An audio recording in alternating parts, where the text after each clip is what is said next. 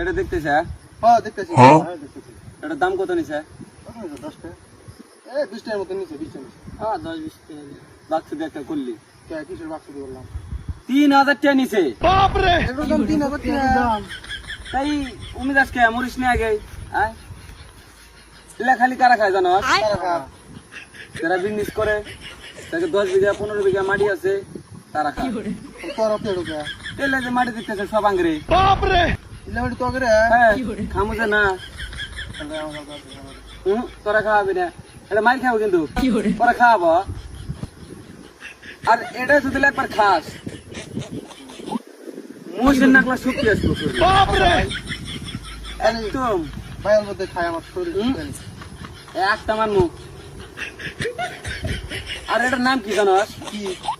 7 up.